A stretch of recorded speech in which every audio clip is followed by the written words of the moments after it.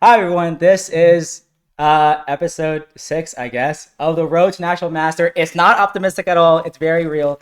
And I'm actually recording with other people in the room. Say hi, guys. Okay, yeah. And I'm playing in the pan-ams, Pan American Intercollegiate Chess Championship. And so this is the team event. I'm representing Shippensburg University. And this first round, we are playing the University of North Carolina, their team C. So and yeah, before I give any spoilers, I guess I'll just quickly go through the game. So, well, context. The team that I'm on, Shippensburg Team A, we are actually the second seed in the tournament in the under 1800 section. So we are one of the favorites to win. We have an average rating of 1796. So we're hoping to come out with a bang and sweep. And yeah, so here's my game. So my opponent plays a French, and I like to play the advanced variation. Sometimes I have a pretty gambity type of repertoire, especially against the French.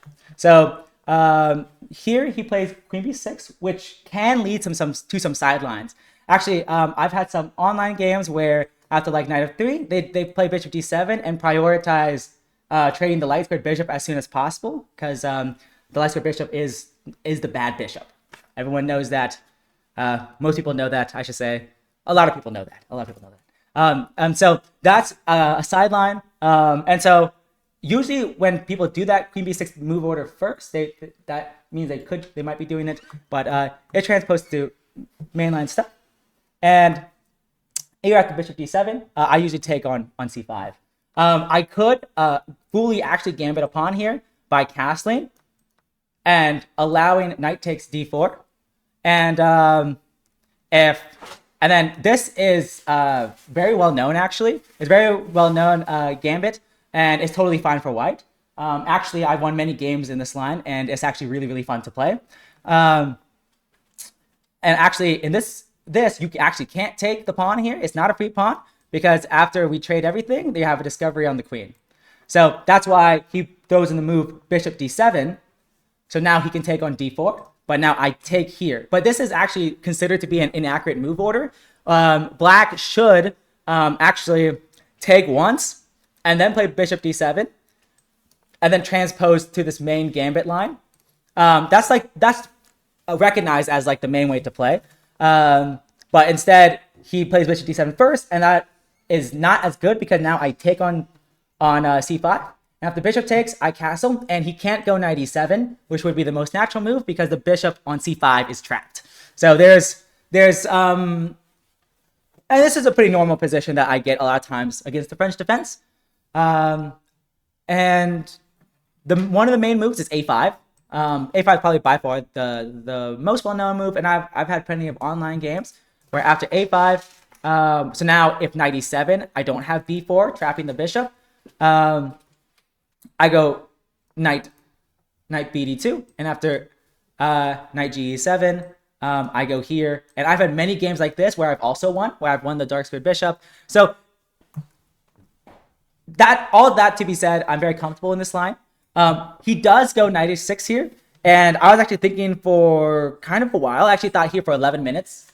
I thought here for 11 minutes because it's actually kind of a reasonably large decision on. One, do you play b4? And two, do you take on h6? You could just choose one and not do the other, or you could do both. Yeah. Oh yeah. Side note, I guess I don't like using engines in the recaps. I do it at the end though, with game review at the end. So for anyone watching to see where I get my analysis wrong, which is very often a lot. But yeah, so I thought for 11 minutes here because I had a decent amount of options.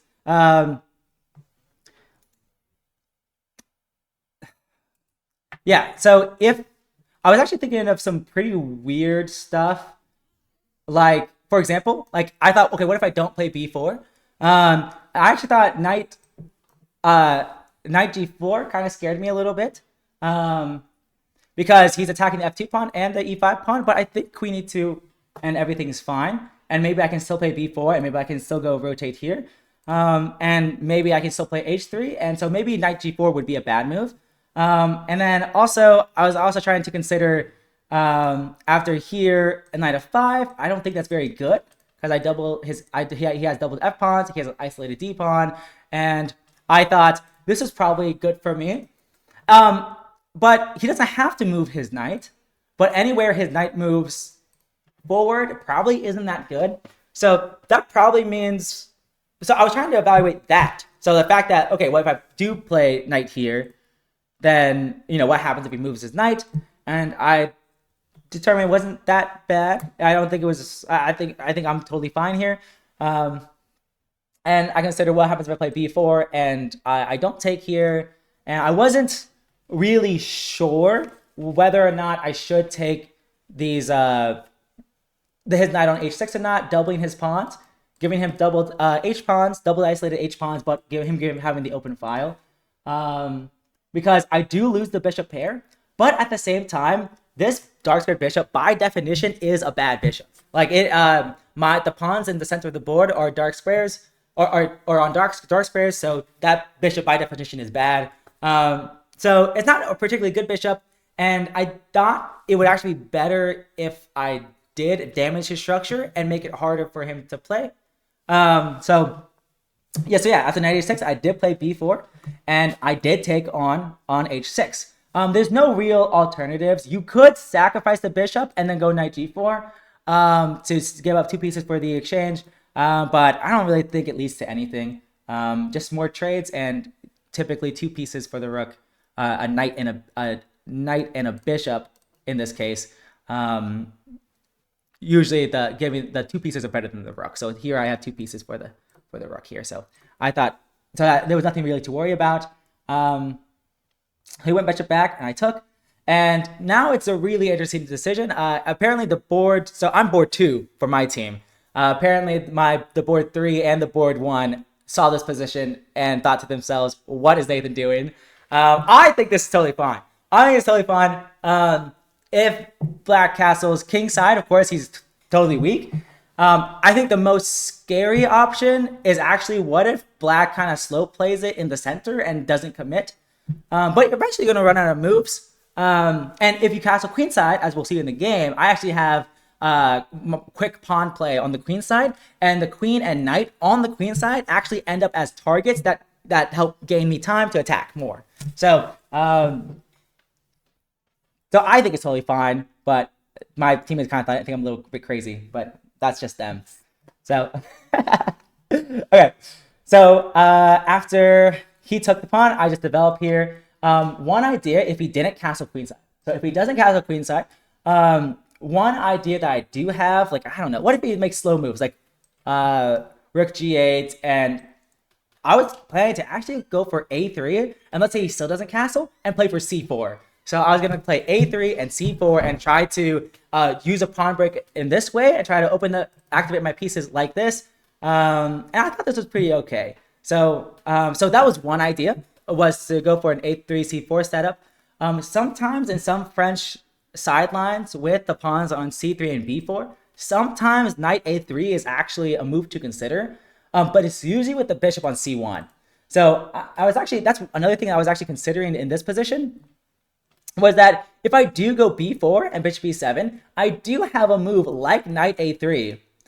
And let's say he goes rook c8, for example. I could actually play c4, giving up a pawn, but I have a bunch of open lines. So for example, if bishop takes, I'm going to pin. And if you get out of the pin, I'm going to attack the bishop again. And I'm going to try to, well, maybe I take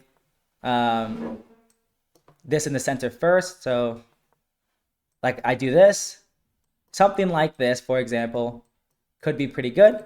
And after the bishop moves, I'm going to take on b7. So this is an idea that I was aware of. But all that to say, I think I was considering knight a3 in this position as well after b4, but I wasn't sure how to evaluate the differences and if it's better than just taking on h6.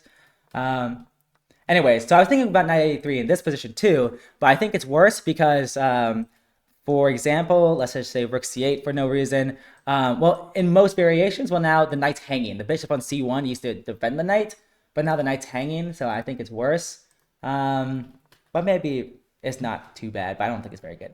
So instead I go for this setup with possibly going a3 and c4. or going knight b3 and planting a knight on my other knight on d4 or c5. So that was kind of my thought process behind this move. It's kind of multi-purpose, and it's also just simply developing. It's nothing complex. So after queenside castles, now I'm definitely not going to go a3 and c4, because now I can actually I can just push both of these pawns and try to rip open his queen side. But it might look pretty scary to some people because, well, the king side, he already has an open file to attack me.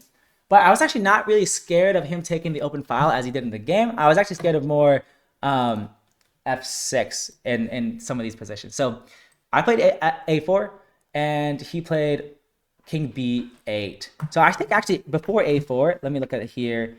I spent 20 minutes on the move a4, which is kind of interesting because if this was a blitz game, I think I would have played all the same moves. Like, all of these moves are very intuitive and all the same, but I actually thought for 20 minutes here because I actually wasn't sure on what I wanted to do.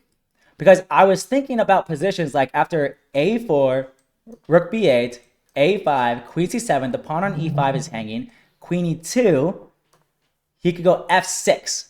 And that's kind of the move I was a little bit scared of. Because suddenly my center, he's getting a big black center, the good old, big black center. So and I actually don't think I have a good way to address it, because if I take and bishop takes, I have the c pawn hanging. But I actually thought to myself, like, maybe I can just go knight b3, because if bishop takes, I have b5, and now I'm attacking him with his queen and his king on the c file. But the issue is I actually messed up in this calculation, because here he can just take this here, although maybe this is still actually fine for me. I actually wasn't sure.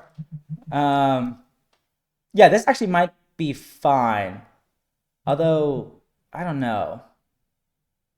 Yeah, I didn't calculate this for. I actually missed that the bishop on, if it takes on c3, it also covers a5. But this was kind of those were the main thing I was calculating. And I think I determined that I was okay because of the fact that the king and queen are on the c file.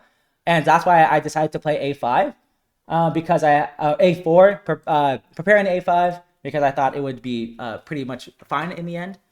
So he plays king b8. So now I think he recognized it. I think after he spent about 12 minutes on king b8, it makes sense, because I think he also realized the c file differences and everything like that, or not differences, c file, how he can be attacked on the c file. And I thought king b8 was preparing f6. Like, I thought that was kind of his intention, but I think king b8 is just a king improvement move. I don't think there was I don't think he was thinking about f6. Trying to open up the position, because the key part about, like, if black gets rid of the blockade on the center, the fact that I control the center and his pieces are kind of restricted, like, imagine like a dream scenario for black. Let's say I just like f6 here. If I take, and let's say I make a move like this, e5 happens. E5 happens, and his light square bishop is open, and he has a big black center, and he's ready to fork my pieces, and he has a lot more space. And I think he's much, much better here. So this is the dream scenario. So if you make like one or two lazy moves that aren't taking the initiative, you could get into a really bad position extremely fast and lose the game, which I would be sad. So I didn't do that. So I went a4 with the idea of a5. Another move I also I had to consider was, what if he plays d4, trying to open up the center. There's actually a weird x-ray on the queen here with the rook on d8, but there's so many pieces in between, but it could all open up pretty quickly. But here, actually, he would lose a pawn, because after a5, the queen cannot stay connected to the d4 pawn, and after he moves, I can take, and I'm actually not up a pawn, but I'm actually happy if this happened, because the queen side opens up. But I consider d4, but I don't think it's very good for him. Okay. And we go back over here. So he played rook df8. No, dg8. Not that it matters. I actually thought he would have gone rook hg8, because I should not take the pawn, because he goes here with tempo. And if after I move my bishop back, He doubles up very quickly. I guess I could defend, but this looks very shaky. My bishop's in the corner like this. I shouldn't do this. So I thought rook hg8 actually made more sense, because this rook is just in the corner. Although it probably doesn't make any difference. But you do keep this rook on this file just in case. But I don't know. It both seems fine. And now, one thing I was really considering here, after a4 and king b8, this knight actually has no moves. The knight on c6 is actually very, very close to being trapped. If you can imagine a scenario where both of these pawns are pushed, both of these A and B pawns are pushed one square forward, and let's say this pawn is protected both 2 times, this knight can't go anywhere in this position, because everything's guarded or blocked up by its own pieces. So I actually wanted to use that to my advantage. So after queen e2, I'm kind of setting it up. I want to play knight b3, guarding the a5 square one more time, so I can push a5 and b5 back to back to back. And I actually think this plan was actually really effective. If I rush, I was a bit worried if I rush. So for example, after king b8, a5, queen c7, and queen e2, and I'm defending, but he plays f6 again. And like I said, I don't think there's a great way to defend anything. For example, if I go rook e1, defending the pawn one more time, he can take and trade everything. And then he has bishops f6 at the end, winning this pawn, attacking the knight, and winning this pawn. And I thought this was very, very bad. So if I pushed my pawn immediately, I was worried he was going to find this f6 move sooner or later and have a really great position. So that was what I really worried about. That's why I didn't play a5 immediately. And instead, I played queen e2, overprotecting the e5 pawn. Now if f6, I don't remember quite what I wanted to do. After f6 immediately, I think I was just going to go knight b3. Yeah, I think this was my conclusion. And if queen c7, I think I was just going to take and go either knight d4 or knight c5. I don't quite remember. I guess knight d4 is probably a blunder because of e5 ? But yeah, this looks not too good for me. So I feel like all of his play had to come with f6, and maybe I would have gone on to lose this game if he did play f6. Because the more I look at it, I don't remember what my conclusion was on why I'm okay.